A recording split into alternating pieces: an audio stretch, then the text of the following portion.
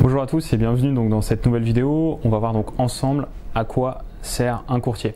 Donc si ce n'est pas le cas encore, je vous invite donc à cliquer du coup en dessous de cette vidéo pour rejoindre ma chaîne YouTube, puisque je partage, comme vous le voyez maintenant, pas mal de contenu sur les investissements immobiliers. Donc du coup, si vous êtes intéressé par ce que je fais, n'hésitez pas à vous abonner, ça vous permettra bien d'être au courant à chaque fois que je poste une vidéo et voilà, et ça sera sympa. Donc du coup, aujourd'hui, on va voir ensemble à quoi sert un courtier. Alors déjà, un courtier concrètement, c'est quoi? Eh bien, un courtier, ça va être un intermédiaire de financement entre vous et la banque. Donc concrètement, lui, ce qu'il va faire déjà, il va monter votre dossier bancaire. Donc en fait, il va demander tous les éléments qui seront nécessaires pour lui de présenter aux banques. Donc il va vous demander les salaires, il va vous demander vos 2 derniers avis d'impôt, il va vous demander vos relevés de compte, il va vous demander voilà, une quittance de loyer si vous êtes locataire, il va vous demander tous vos prêts consommation en cours, il va vous demander du coup des tableaux d'amortissement, etc., pièces d'identité, voilà, il va vous demander donc toutes ces informations là. Lui, comme ça, il va avoir un dossier complet et il va pouvoir présenter ce dossier là aux banques. Alors sachez que quand vous faites appel à un courtier, en fait vous mandatez le courtier, c'est-à-dire que le courtier est légalement mandaté par vous pour aller solliciter les banques. Donc voilà ce qu'est un courtier. Maintenant, ce qui nous intéresse et les questions qu'on me pose souvent, c'est oui, Florent, au final, est-ce que ça vaut le coup de passer par un courtier? Alors on va voir que dans certaines conditions, effectivement, ça peut être intéressant de passer par un courtier. Alors déjà, le courtier va vous faire gagner une chose importante, le courtier va vous faire gagner du temps. Et comme vous le savez, nous en tant qu'investisseurs, le temps c'est de l'argent. Donc du coup, c'est assez intéressant parce que premièrement, vous allez effectivement gagner du temps, puisque vous, une fois que vous avez donné tous les documents eh bien, à votre courtier, c'est le courtier lui-même qui va se déplacer dans toutes les banques pour demander un financement. Donc ça, du coup, c'est vraiment sympa. Si aujourd'hui, vous n'avez pas beaucoup de temps ou, encore une fois, comment calculer son temps? C'est voilà, je donne autant au courtier, est-ce que mon temps il est plus rentable eh bien, à me déplacer dans les banques, ou est-ce qu'il est plus rentable eh bien, que je fasse le travail moi-même? Et alors du coup, ce qui est intéressant, c'est que ça nous amène à une deuxième chose justement aussi sur le courtier. On va en parler maintenant, comme ça sera fait. Ça vous permettra aussi de déterminer si votre temps est plus rentable à aller faire les banques une par une ou à laisser le courtier faire la chose. C'est la question de la rémunération du courtier. Donc ça, il faut bien verrouiller la rémunération du courtier.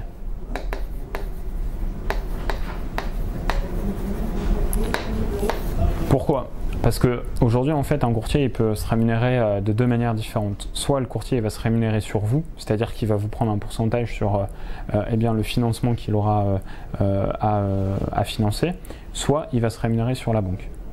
Et donc, dans plusieurs cas, vous avez effectivement moitié-moitié. C'est-à-dire que vous avez pas mal de courtiers qui fonctionnent comme ça. C'est-à-dire qu'en fait, le courtier prend 1% sur la banque et 1% sur le client. Maintenant, vous avez aussi des réseaux de courtage comme ImoPrêt eh bien, qui vont se rémunérer à 100% sur la banque et donc ils ne vont pas se rémunérer sur le client. Donc ça, du coup, c'est hyper intéressant parce que ça veut dire qu'au final, votre temps vaut forcément plus que ce que vous allez donner au courtier, puisqu'un courtier, en fait, sur vous, il prend 0. Donc ce qui veut dire que le courtier, il va de votre côté faire ça gratuitement. Donc du coup, c'est hyper intéressant effectivement pour vous, et du coup, vous n'avez que peu d'intérêt en fait de ne pas passer par un courtier quand vous trouvez justement des courtiers qui se rémunèrent exclusivement sur la banque. Donc ça, c'est ce qui vous permet aussi de voir si au niveau du temps, c'est rentable ou pas de faire appel à un courtier. Après, le courtier, il est censé, je dis bien, il est censé obtenir un meilleur taux. Pourquoi? Il est censé obtenir un meilleur taux parce qu'en fait, il a des partenariats tissés avec les partenaires bancaires. Et quand il va aller voir une banque, il ne va pas faire passer que votre dossier, il va faire passer plusieurs dossiers. Donc en final, c'est un petit peu comme voilà, quand vous allez chez Auchan et que vous achetez pas une baguette, vous en achetez 10 et que du coup on vous fait une offre par lot. Voilà, on vous fait un rabais sur le prix de la baguette parce qu'en fait vous en achetez plus et que donc si vous voulez en pourcentage de marge, du coup admettons qu'à Auchan ils margent à 50% sur une baguette, bah en fait même s'ils margent qu'à 35% sur 10 baguettes, ils vont gagner plus d'argent en valeur, en cash, sur 35% de 10 baguettes que sur 50% d'une baguette. Et là, on est exactement dans le même cas de profil. C'est-à-dire qu'aujourd'hui, le courtier, s'il présente 5 ou 10 dossiers à la banque, il va forcément pouvoir eh bien, baisser les prix et donc du coup avoir des meilleurs taux parce que non seulement il connaît son interlocuteur et qu'en plus de ça il lui présente beaucoup d'autres projets. Donc du coup il fait un peu de la quantité et du volume. C'est un petit peu pour ça aussi que voilà, dans la grande distribution vous pouvez trouver des t-shirts à 3 € et les trouver à 9 € dans une petite boutique en fait qui derrière eh bien, ne seront pas de moins bonne qualité. Voilà, donc ça c'est aussi hyper important. Normalement le courtier est censé vous trouver effectivement un meilleur taux. Après, encore une fois, ça dépend du courtier, hein. C'est comme dans tout métier, vous avez des bons et des mauvais courtiers. Donc, vous avez dû voir, j'ai fait justement une vidéo sur comment économiser du temps.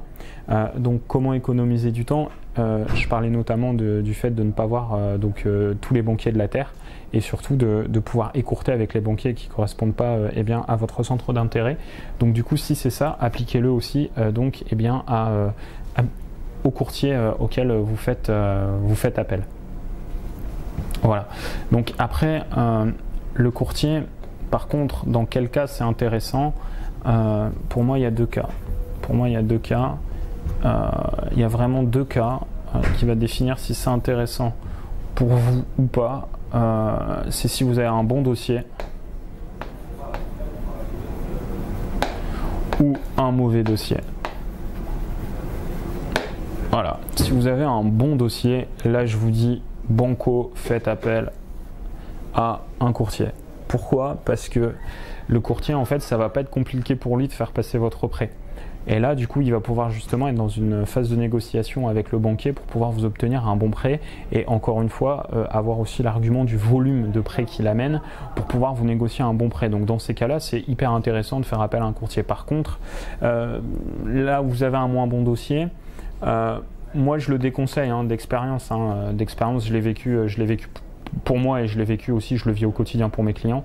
De moins en moins, je présente les dossiers de mes clients à des courtiers quand ils ont des profils atypiques. Et alors c'est sûr que ça me prend du temps, mais les 3/4 du temps, je monte les dossiers avec eux puisque je sais effectivement comment les monter pour que ça passe. Et du coup, ce que je vous reconseille quand vous avez un dossier qui n'est pas forcément génial, c'est effectivement d'aller dans votre banque. Pourquoi? Parce que vous allez aller voir un interlocuteur qui vous connaît. Et cet interlocuteur-là, du coup, il va aller au-delà des chiffres. Parce que là, dans ce cas de figure-là, quand vous passez par un courtier, le courtier ne vous connaît pas et ne vous a jamais vu. Donc le courtier, lui, en fait, au même titre que le banquier, justement, qui va recevoir le courtier, eux, en fait, ils vont y aller mathématiquement. C'est-à-dire qu'ils vont, voilà, ils ont leurs critères, ils ont leur grille, et ils vont dire oui, je prends le client, non, je ne le prends pas. Et du coup, si vous avez un dossier un peu exotique, si vous êtes à votre compte, si voilà, vous ne gagnez pas 3 000 € par mois, si derrière, voilà, vous avez peut-être pas beaucoup d'épargne, etc., et bien du coup, ça sera plus compliqué pour un courtier de négocier pour vous.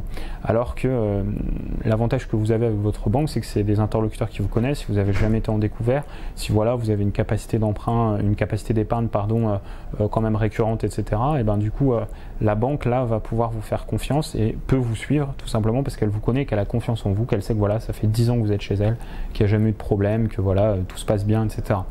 Donc voilà pour cette vidéo sur les courtiers, est-ce qu'il faut faire ou pas appel à un courtier. Donc déjà, faites bien attention avec le temps. Au final, si vous avez un courtier qui prend 0 sur le client et qui prend 0 du coup sur vous, c'est effectivement très très intéressant. Verrouillez bien du coup la rémunération du courtier pour pas que ça vous coûte plus de 1%. En moyenne, effectivement, les courtiers prennent pas plus de 1%. À hauteur de 2 000 €, un courtier qui prend plus de 2 000 € pour faire votre prêt, je vous conseille d'aller voir ailleurs. Ça c'est clair et net. Ensuite, il est effectivement censé avoir un meilleur taux. Donc pourquoi pas par exemple faire une demande quand vous passez par un courtier. Alors après vous avez beaucoup de courtiers aujourd'hui qui ont des contrats d'exclusivité, mais ça peut être intéressant en amont avant de solliciter votre courtier et de lui signer son mandat de recherche, et bien de faire déjà, de voir avec votre banque pour voir quel taux vous pourriez avoir. Au moins ça va vous permettre de voir si le courtier en fait il sert à quelque chose ou pas. Et ensuite la dernière raison et la dernière chose à prendre en compte pour savoir si vous faites appel à un courtier, c'est voir si vous avez un bon ou un mauvais dossier. Et ça, on y est revenu ensemble et je reviendrai dans d'autres vidéos justement sur qu'est-ce qu'un beau dossier bancaire. Voilà, donc j'espère que cette vidéo vous a plu. Si vous ne l'avez pas encore téléchargé, je vous conseille de voir en dessous de cette vidéo, vous avez un lien qui va vous permettre de télécharger mon ebook 100% gratuit. Et donc voilà, donc si vous ne l'avez pas fait non plus, je vous invite donc à rejoindre ma chaîne YouTube pour être informé de toutes les prochaines vidéos que je ferai. Et je vous dis à très bientôt pour de nouvelles vidéos.